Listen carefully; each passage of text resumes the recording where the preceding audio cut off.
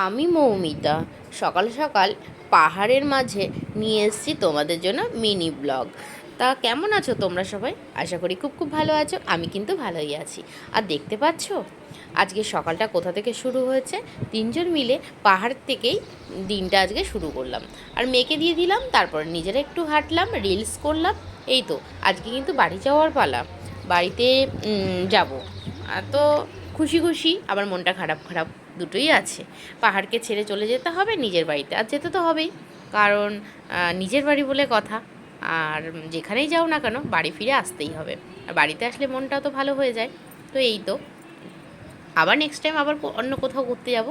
তো এই তো মেয়ে বকবক করছে, মেয়ের সাথে কিছুক্ষণ কথা বললাম। তারপরে এবার আমরা বেরিয়ে যাব। ওই যে আমাদের গাড়ি রেডি আছে, বেরিয়ে যাব বাড়ি যাওয়ার উদ্দেশ্যে। তো চলো, দেখো। আর দেখতে পাচ্ছ গ্রামের পরিবেশ, এটা কিন্তু ট্রেন থেকে তোলা। দারুণ পরিবেশ। আমি তো গ্রামেরই মেয়ে, আর গ্রামকে অপছন্দ করব এটা কখনো হবেই না।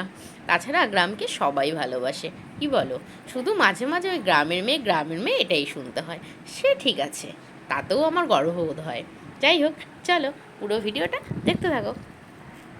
নেমে পড়লাম কলকাতা স্টেশনে। আর নেমেই ভীষণ জোর খিদে পেয়েছিল। তা সবাই মিলে ডিসাইড করলাম বাইরে খাওয়া দাওয়াটা সেরেই যাব। তো 2টো 2:30 বেজেও গেছিলো। আর চলে আসলাম হাজিতে বিরিয়ানি খাওয়ার জন্য। তো বিরিয়ানিটা খাই, তারপরে তোমাদের সাথে শেয়ার করব।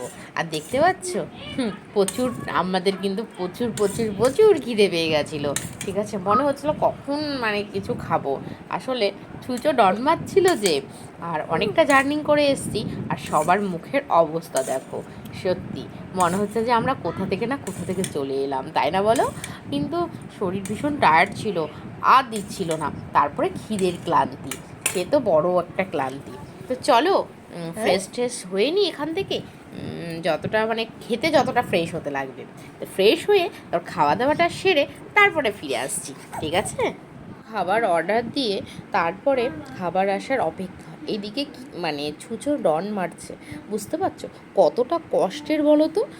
খিদে পেটে খাবারের জন্য অপেক্ষা করা, কিছু করার নেই। অর্ডার নিয়েছে। আর তো খাবার তো আসতে একটু দেরি হবেই।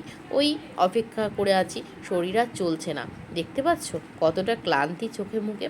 হবেই তো, অনেক রাস্তা পার করে এসেছি। আর ওই যে বিরিয়ানির সাথে আরও কিছু অ্যাড করবে, সেই জন্য ডাকা হলো তো ওনাকে। তো এই তো উনি অর্ডারটা নিচ্ছেন।